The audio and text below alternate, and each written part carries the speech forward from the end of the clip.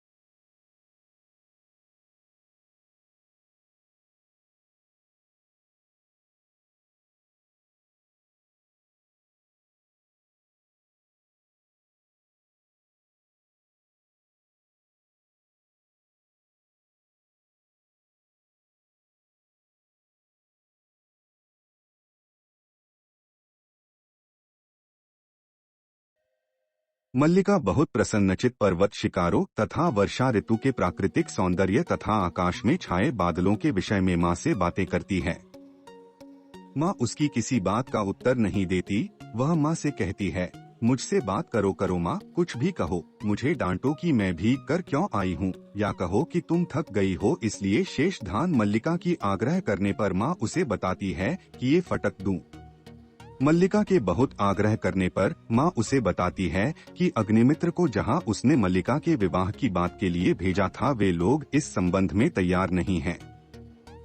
तब मल्लिका बहुत उत्तेजित हो जाती है क्योंकि वह माँ से स्पष्ट कह चुकी है कि वह विवाह नहीं करना चाहती।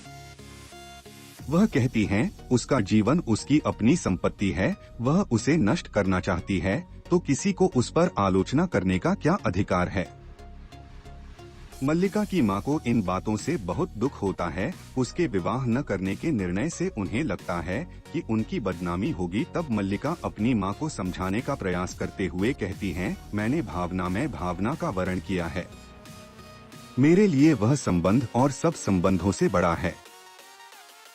इसके उत्तर में माँ उपयुक्त कथन कहते हुए उसे समझती हैं कि भावना के वर्ण से जीवन का यथार्थ नहीं बदल जाता। जीवन जीने के लिए अपनी आवश्यकता होती है और भावना का वर्ण उन आवश्यकताओं की पूर्ति की कसौटी पर खड़ा नहीं उतरता।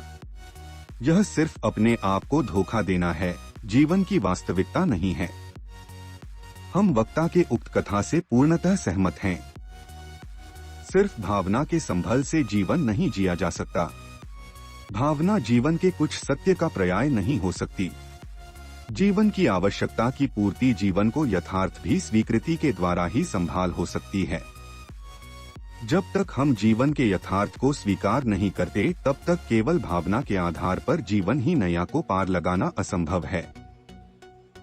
निष्कर्ष, उक्त कथन द्वारा अंबिका मल्लिका को जीवन की वास्तविकता से अवगत कराते हुए कहती हैं तथा यही समझाने का प्रयास करते हैं कि यदि हम भावना के प्रवाह में बहकर जीवन का यथार्थ को नहीं स्वीकार करते, तो यह स्वयं के साथ किए गए छल अथवा आत्मा प्रवचना के अतिरिक्त और कुछ नहीं है।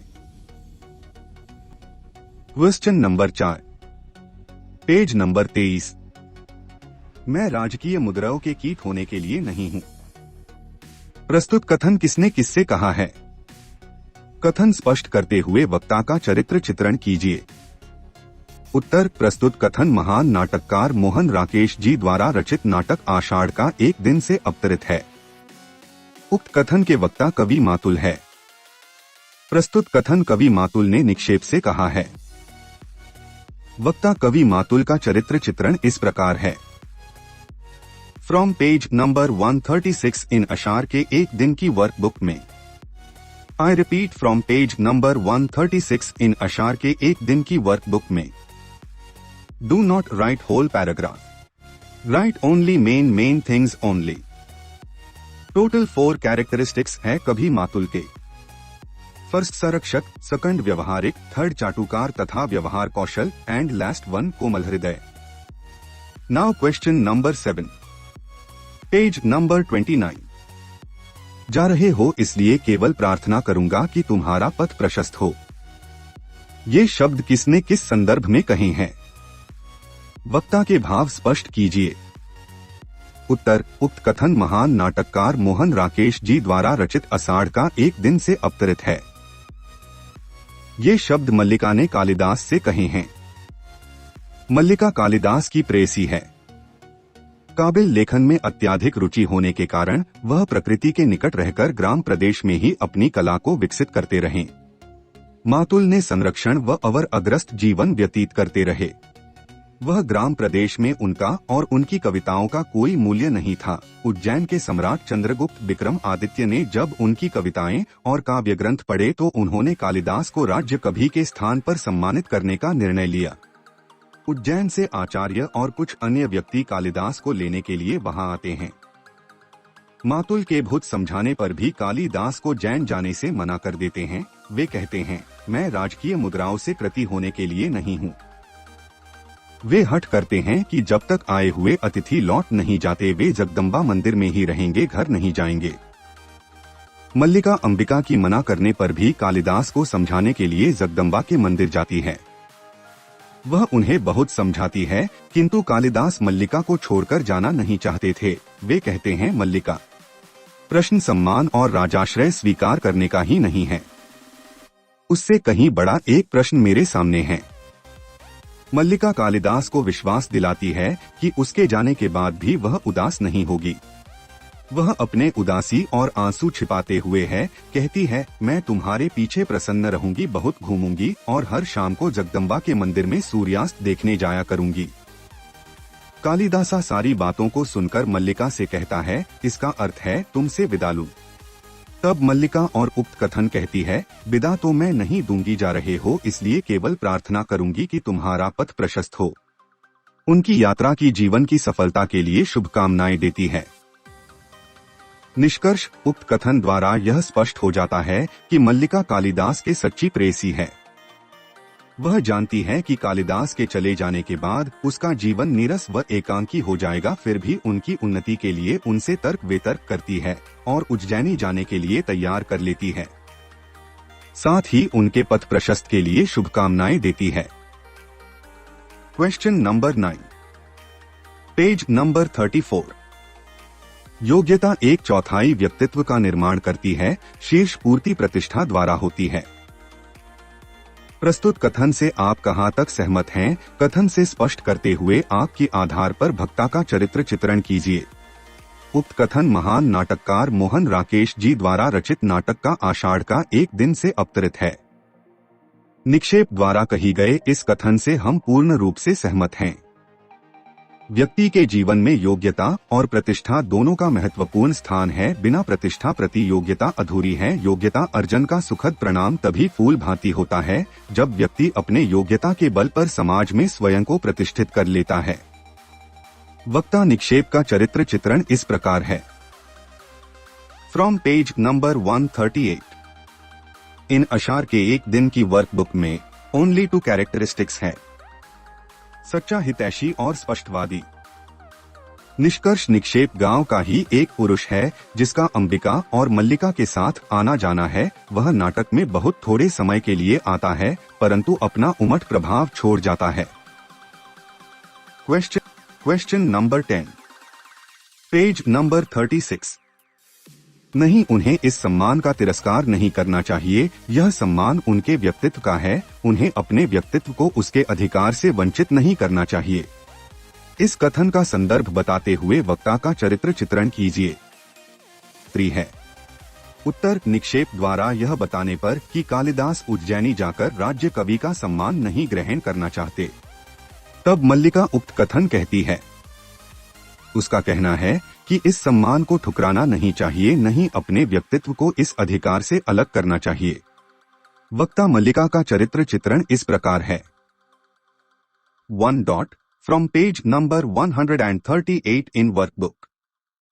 2 प्रकृति प्रेमी। मल्लिका को प्रकृति के बीच रहना अच्छा लगता है। पल को छू सकती है, उसका आनंद लेती है। 3. साहित्य प्रेमी। मल्लिका साहित्य प्रेमी तथा काव्य प्रेमी है। वह कालिदास की प्रेरणा है, तभी तो वह उसे प्रोत्साहित करती रहती है। अपने प्रेम को उसकी रचनात्मक में आड़े नहीं आने देती। वह कालिदास की लिखी रचना की प्रतियां व्यवसायियों से मंगवाकर पढ़ती है। 4. स्वाभिमानी। मल्लिका एक स्वाभिमानी स्त्री है। वह प्रियगुंजरी के प्रस्ताव को ठुकरा देती है। वह किसी की दया पर जीना नहीं चाहती। 5. भोली सरल व भावुक हृदय। मल्लिका बहुत बोली व सरल हृदय की स्त्री है। वह लोगों के छल कपट से दूर है। वह किसी को नुकसान पहुंचाकर अपना लाभ नहीं उठाना चाहती। निष्कर्ष मल्लिका एक सुशील व सुंदरवान स्त्री है। भोली सरल व भावुक हृदय के होने के साथ वह प्रकृति और साहित्य प्रेमी भी है। उसे अपने स्वाभिमान से बहुत प्रेम है, अर्थात वह स्वाभिमानी भी है। Question number 11, page number 38। इस अंक में मातुल की भूमिका स्पष्ट करते हुए उसका चरित्र चित्रण कीजिए। उत्तर इस अंक में मातुल कालिदास के मामा हैं। वक्ता मातुल का चरित्र चित्रण कुछ इस प्रकार है। संरक्षक मातुल कालिदास का मामा है जो बुजुर्ग व्यक्ति हैं तथा कालिदास का संरक्षक। जब कालिदास को उज्जैनी से आमंत्रण आता है तो कालिदास अनमने मन से इनकार कर देता है। वह कहता है मैंने इसे पाला पोसा बड़ा किया, क्या इसी दिन के लिए कि यह इस तरह से कुलद्रोही बने। 2. व्यवहारिक मातुल व्यवहारिक व्यक्ति है। उसका मानना है कि यदि कोई तुम्हें धन या सम्मान देता है तो उसे ठुकराना नहीं चाहिए। वह इस बात के लिए अपने भांजे कालिदास से रुष्ट हो जाता है। वह कालिदास को आचार्य के सामने प्रस्तुत करना चाहता है। 3. बाचाल मातुल अति बाचाल है। वह बोलने में निपुण है। वह अपनी बात को स्पष्ट करके लोगों के बीच में रखना जानता है। 4. कोमल हृदय मातुल मल्लिका की दयनीय अवस्था देखकर दुखी होता है और शिकायती स्वर में कहता है कि उसने प्रियंगु द्वारा दी गई सहायता क्यों नहीं ली। वह उसे कालिदास के राजनीति से संन्यास लेने की सूचना भी देता, लेकिन उसे इन बातों पर विश्वास नहीं है। निष्कर्ष इस प्रकार हम देखते हैं कि मातुल का चरित्र नाटक में शीर्षकता का उत्पन्न करता है तथा इससे कालिदास व मल्लिका के चरित्र को लुभाने का अवसर मिला है। आप यह कह सकते हैं कि मातुल नामक पात्र नाटक में कहीं भी थोपा हुआ नहीं बल्कि अनिवार्य व आवश्यक पात्र लगता है। Question number 12, page number 40। मैं जानता हूं कि तुम कहाँ, किस समय और क्यों मेरे साक्षात्कार के लिए उत्साहित हो। वक्ता के इस कथन का संदर्भ स्पष्ट करते हुए बिलोम का चरित्र चित्रण कीजिए। उत्तर, from page number 138 in workbook. Do not write whole paragraph, write 3 to 4 main lines only. Question number 13, page number 42। वर्षा का व्यवधान भी विपरीत को विपरीत से दूर नहीं करता। यह बात किसने किससे संदर्भ में कही, यह स्पष्ट कीजिए। उत्तर, उक्त कथन मोहन राकेश जी द्वारा रचित नाटक आषाढ़ का एक दिन के प्रथम अंक में कालिदास ने बिलोम से कहा है। यह कथन उस समय का है जब कालिदास के उज्जैनी जाने का संदर्भ में बातचीत होती है। बिलोम यह जानना चाहता है कि कालिदास मल्लिका को अपने साथ उज्जैनी लेकर आएगा या नहीं। तब मल्लिका और कालिदास बिलोम से हस्तक्षेप विरोध करते हैं। इसी विवाद में जब बिलोम ये कहता है कि विलोम एक असफल कालिदास है और कालिदास एक सफल बिलोम, एक दिन का व्यवधान तुम्हें हमसे बहुत दूर कर देगा। बिलोम के इस कथन के प्रत्युत्तर में कालिदास उक्त कथन कहता है कि वर्षों का विधान भी विपरीत को विपरीत से दूर नहीं करता। यह सुनकर बिलोम पूछता है कि तुम आज भी वही कालिदास हो या राजकीय सम्मान मिलने की बात सुनकर तुम्हें अंदर कुछ परिवर्तन आया है। मल्लिका बार बार बलों को बोलने से मना कर दिया है। बिलोम की चरित्र की यह विशेषता है कि वह गौण पात्र होते हुए भी स्पष्टता से अपनी बातें कहता है। आषाढ़ का एक दिन नाटक में कालिदास और मल्लिका अतिरिक्त बिलोम एक ऐसा पात्र है जिसे कल नायक कहकर टाला नहीं जा सकता। वह कालिदास से भी अधिक विकसित पात्र हैं। निष्कर्ष, यहाँ विपरीत समूह वाले व्यक्ति एक दूसरे की आलोचना करने के कारण एक दूसरे के निकट हो जाते हैं। यही निकटता हर परिस्थिति में विद्यमान रहती है। उसी प्रकार कालिदास और बिलोम विपरीत स्वभाव के होने के कारण भी एक दूसरे के स्वभाव से भली भांति परिचित हैं। कालिदास के संदर्भ में बिलोम जो बातें अंक 1 में करता है वही बात अंक 2 में पूर्ण रूप से सत्य हो जाती है। कालिदास में परिवर्तन आ जाता है। इसी परिवर्तन का अनुमान बिलोम ने पहले से लगा रखा था। Question number 14, page number 44। मैं जानती हूं कि तुम्हारे चले जाने से मेरे अंदर को एक रक्तता चालेगी। बाहर भी संवाद बहुत सुना प्रतीत होगा, फिर भी मैं अपने साथ चलने नहीं कर रही। प्रस्तुत कथन के अनुसार वक्ता का चरित्र कीजिए।